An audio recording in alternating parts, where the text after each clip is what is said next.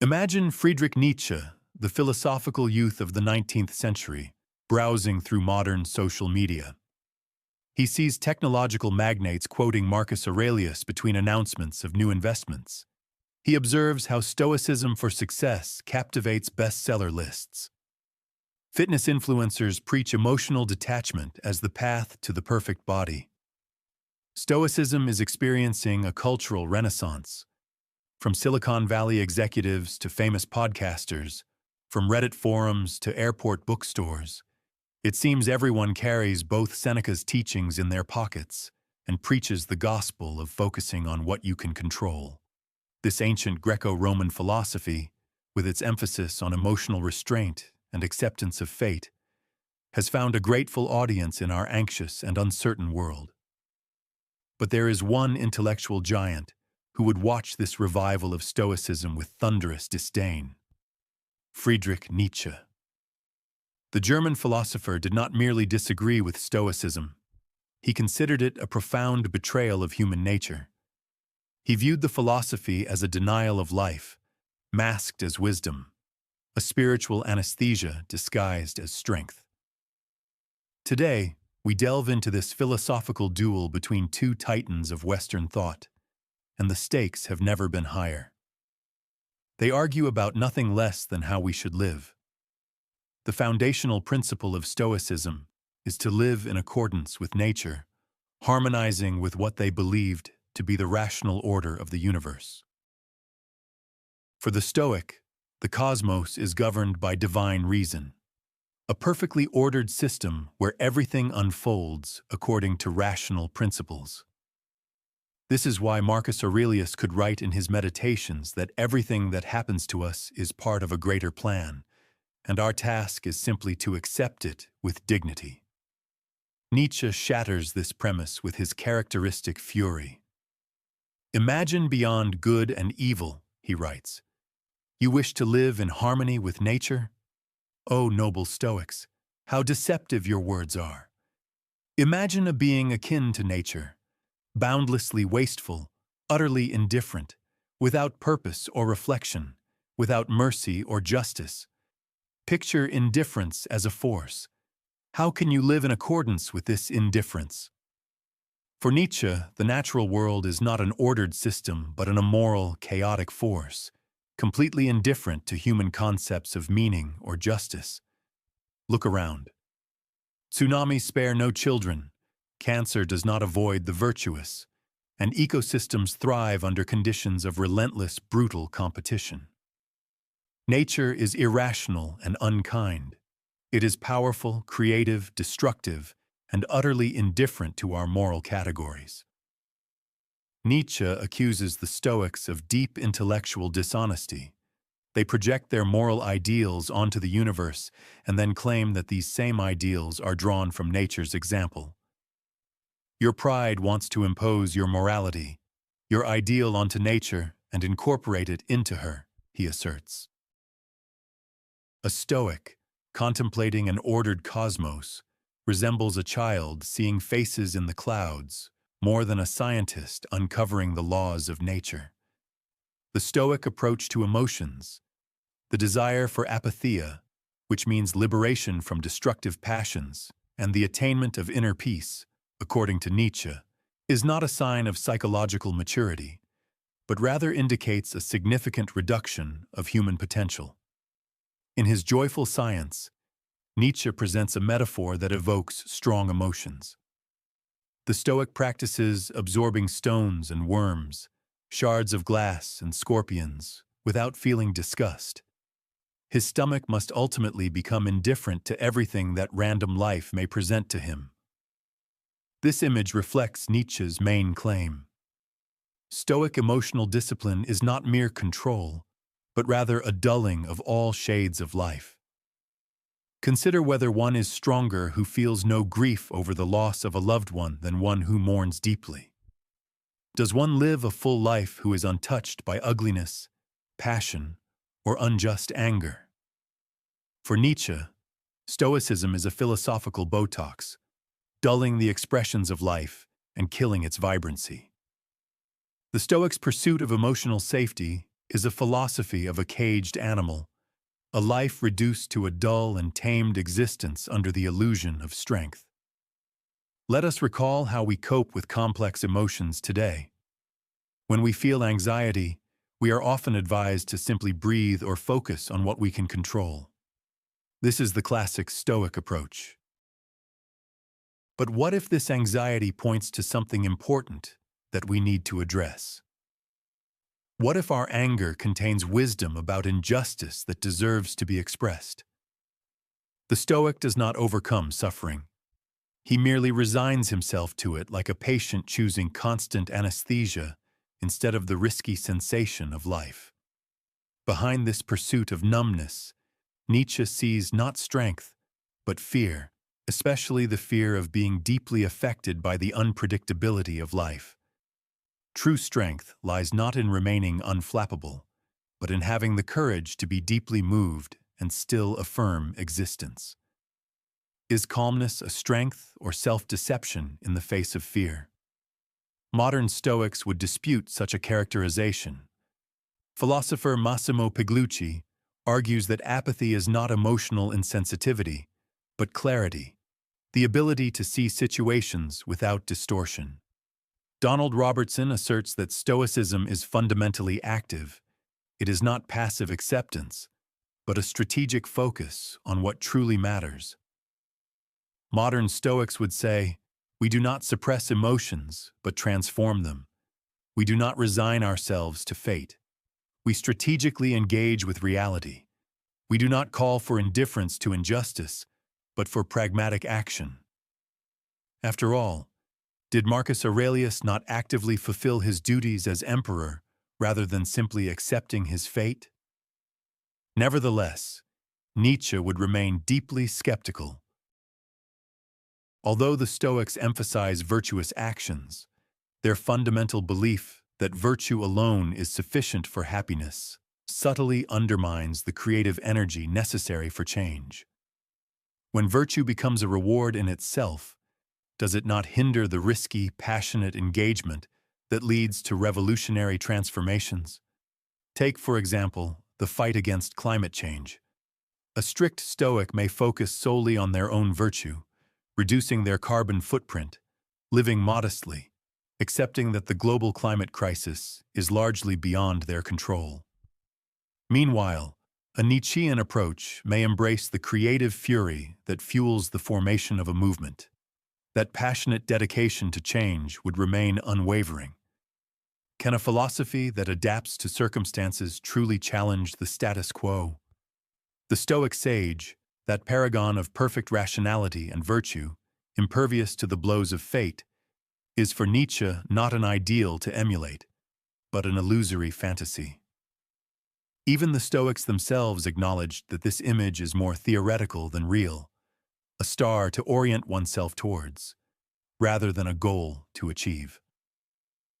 I do not trust systematizers and avoid them, Nietzsche declares. The pursuit of a system is a sign of a lack of honesty. The structure of Stoic philosophy attempts to impose conceptual order on the chaotic reality of human experience. Nietzsche would see in the Stoic sage not an ideal, but a corpse, too disciplined to understand that it is already dead. The philosophical project of taxidermy preserves the form of human greatness, but is devoid of all life's essence. The lifeless perfection of the sage symbolizes not the highest achievement of humanity, but its betrayal. The supposed attainment of perfect tranquility through perfect rationality fundamentally misunderstands what makes us human. Our contradictions, our passions, our capacity for creation and destruction. What is the seal of liberation? Nietzsche asks. It is the absence of shame before oneself, where Stoicism seeks freedom through rational self-control. Nietzsche finds liberation in honest self-acceptance, in embracing even those aspects of oneself that resist rational dominance. This critique is particularly destructive because it undermines Stoicism not only as erroneous, but also as psychologically impossible. The Stoic view of human nature resembles an architectural blueprint that ignores the real materials for construction. Nietzsche's alternative is the will to power and the Übermensch. Where Stoicism offers restraint, Nietzsche elevates the will to thrive. His concept of the will to power is not about domination over others, but a fundamental striving of all life, an impulse towards growth, complexity, and self-overcoming. While the Stoics aim to minimize suffering through acceptance, Nietzsche sees in suffering the transformative fuel for human greatness. Think of it this way. Would you prefer to be a stone, immobile during a storm, or the storm itself, shaping the landscape with its power? Stoics strive to be a calm ocean, while Nietzsche calls for becoming a raging wave. The Übermensch, often translated as the Superman, embodies this philosophy in action.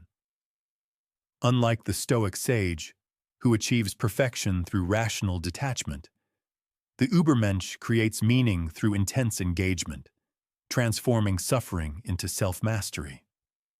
By forming their own values instead of following those imposed upon them, embracing contradictions as strength rather than weakness, and affirming life without metaphysical comforts, they create a deeper, self-defined existence. Think of artists who channel personal traumas into powerful creative works, entrepreneurs who endure dozens of failures only to transform entire industries, or activists who turn their anger and sense of injustice into movements that change the world. These are not individuals practicing Stoic detachment from circumstances. They are people who fully embrace their experiences, including suffering, and transform them into something meaningful. Nietzschean flourishing does not promise peace, but a full-bodied life characterized by intensity, creative power, and joyful wisdom. Like a taut bow, the greatness of a person arises from opposing forces held in productive tension, rather than resolved in artificial harmony. Where a Stoic sees the storm of human passions as something to be calmed, Nietzsche sees energy to be harnessed. The Stoic builds walls against life's tempests, while Nietzsche constructs windmills, turning resistance into strength. One philosophy seeks immunity from the chaos of life, while the other aims to ride it like a dangerous and majestic beast. So, would you prefer to be a quiet pond or a powerful river, carving its own path? The Stoic emphasis on personal virtue, independent of external conditions, carries a conservative impulse. By viewing poverty, oppression, or injustice as preferable indifference that does not hinder true satisfaction, Stoicism raises complex questions. If happiness is possible even in extreme need, why challenge the systems that create suffering? If one can achieve eudaimonia while remaining enslaved, does that not indirectly affirm existing power structures? This dynamic manifests in modern workplaces, where corporate Stoicism subtly reinforces compliance. Many companies promote Stoic principles through mindfulness programs, radical acceptance, and the mantra of controlling what you can control, all while maintaining exploitative practices. Technology firms that encourage resilience among overburdened employees, but resist meaningful structural changes, use Stoicism as a tool, not for empowerment, but for survival. Training workers to adapt. Instead of organizing themselves, Stoicism becomes a philosophy of survival in an unjust system, rather than a means to transform it. Take a look at the company Amazon. Warehouse employees work in exhausting conditions while the company promotes well-being initiatives, teaching them to manage stress instead of addressing the root problems. Or consider how in schools, resilience training often aims to help children adapt to imperfect educational systems rather than improve those systems themselves. A similar picture can be seen in politics, Figures like Seneca advised emperors on virtue and moderation, but rarely challenged the legitimacy of the empire itself. Even when advising Nero to rule justly, he remained a participant in a deeply unjust system. Stoicism hones individual character, but does not reach radical structural changes, focusing on personal integrity within the existing order rather than challenging the foundations of power. In contrast, Nietzsche refuses to see inherited systems as immutable. When he proclaimed the idea of the Übermensch, it was not empty boasting, but a commitment to creative destruction. Where Stoicism offers peace within the system, Nietzsche demands its annihilation. He calls on us to free ourselves from inherited limitations, to burn away all that is lifeless, and to create something truer for the chaotic life force. One of Nietzsche's most insightful ideas is that philosophies are never merely abstract intellectual positions, but expressions of psychological types. He writes that gradually it became clear to him what each great philosophy is. It reveals its author and serves as a kind of involuntary memoir. In relation to Stoicism, this perspective shows how philosophy can attract people with certain psychological tendencies, those who cannot tolerate uncertainty and seek clear principles for navigating complexities. This does not devalue Stoicism, but rather places it in context as one possible response to human vulnerability, rather than universal wisdom. Nietzsche's philosophy also attracts people of different psychological types, those who experience limitation more painfully than uncertainty, who find established systems suffocating. Each philosophy resonates with different existential fears. Stoicism responds to the fear of being overwhelmed by external forces and internal passions, while Nietzsche addresses the fear of diminishment due to excessive control and submission. Each philosophical system offers its remedy for different ailments of the soul. Consider your own character. Are you more frightened by chaos or limitation? Does the thought of losing control terrify you? Or does the prospect of rigid self-discipline feel like a form of death? Your response may suggest which philosophical approach naturally resonates with your psychological needs. The Stoic and the Nietzschean do not just think differently. They perceive the world in different ways, finding different aspects of existence either painful or exhilarating. The remarkable tension between Nietzsche's philosophy and Stoicism is evident in their similar attitudes towards accepting fate. Nietzsche, with his concept of amor fati, or love of fate, suggests such complete acceptance of one's life that you would not wish to change a single moment of pain or joy. This seems remarkably akin to Epictetus's advice to wish for things to be exactly as they are. However, beneath this similarity lies a profound philosophical chasm. The Stoic accepts fate as it arises from a providential cosmic order, which, in its essence, is rational and just. This acceptance is based on metaphysical comfort. What happens must happen for the best within the divine plan. Nietzsche's love of fate does not acknowledge such cosmic certainty. His universe does not imply a divine plan and carries no inherent meaning. His amor fati is not submission to a rational order, but rather a bold assertion in the face of the absence of order. It is a creative act that transforms necessity into a chosen fate. My formula for greatness for a human being, Nietzsche writes, is amor fati. When you do not wish to change anything in the past, the future, or eternity, not only enduring the necessary, but loving it. This distinction reveals the fundamental difference between Stoic resignation and Nietzschean affirmation. If the Stoic seeks peace in accepting the cosmic design, then Nietzsche creates meaning through the artistic transformation of harsh necessity.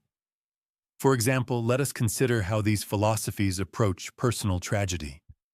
The Stoic finds solace in the belief that even terrible events serve some rational purpose within the cosmic order. When a loved one dies, the Stoic reminds himself that death is natural, inevitable, and part of a larger plan that he cannot fully understand, but must accept. Nietzsche does not offer such comfort when tragedy strikes. There is no cosmic purpose to be discovered. Instead, he proposes something more radical: the creative transformation of suffering itself. The transformation of the raw material of one's fate into something meaningful. Not because it was destined to be so, but because the individual himself gives it meaning. An artist who transforms grief into a powerful work does not accept fate as a Stoic would. They transform it through creative will. The modern revival of Stoicism, with its emphasis on emotional regulation, acceptance of the uncontrollable, and focus on present virtue, might seem symptomatic of our cultural era, a time when optimization is replaced by mass creation and emotional management is a passionate engagement. What is the greatest thing you can experience? Nietzsche asks in Thus Spoke Zarathustra. This is the hour of great disdain, the hour when even your happiness becomes repugnant to you, just like your reason and virtue. True philosophical growth begins not with maxims for contentment, but with deep dissatisfaction. Today, Stoicism is often presented as a way to increase productivity, reduce stress, and become a more effective employee or entrepreneur. Philosophy has lost its deep ethical aspects, transforming into a psychological tool for better functioning within existing systems, rather than questioning or changing them. In a world facing unprecedented challenges, technological changes, instability of democracy, and an ecological crisis, is calm acceptance the highest virtue? Or should we consider the creative destruction that Nietzsche spoke of? The division between what we can and cannot control in Stoicism may seem reasonable, but is it not the very refusal to accept limitations on what people can change that often becomes the beginning of significant transformations? The civil rights movement, the feminist revolution, and environmental activism all began when people rejected the established boundaries between what can and cannot be controlled. If they had strictly adhered to Stoic principles, accepting the social conditions of their time as external and beyond their control, these transformational movements would not have emerged. When Martin Luther King Jr. declared, "I have a dream," was he practicing Stoic acceptance of reality or creating a new reality in the spirit of Nietzsche? Both Stoicism and Nietzschean thought address the fundamental uncertainty of life, but their goals are different. Understanding when to apply each philosophy requires awareness of the specific challenges that life presents. Stoicism is most useful in moments of acute crisis, providing emotional stability. When your flight is canceled and anger will not help. Stoic principles offer practical wisdom. They bring clarity and objectivity to situations that require effective action and help cope with circumstances that truly cannot be changed, such as terminal illness or natural disasters. When emotional restraint prevents harm, Stoicism becomes a necessary anchor. Nietzschean thought, on the other hand, is vital when stagnation threatens development. It flourishes in moments that require creative rethinking, when the struggle against unjust systems demands passionate commitment, when transformational periods require embracing uncertainty, they resist it. In confronting systemic racism or environmental destruction, Nietzschean creative passion can lead to more significant changes than Stoic acceptance. The transition between these approaches is not arbitrary. It requires philosophical discernment and wisdom to understand which is appropriate in a given situation. True mastery lies in the ability to build static fortresses while simultaneously embracing Nietzschean concepts,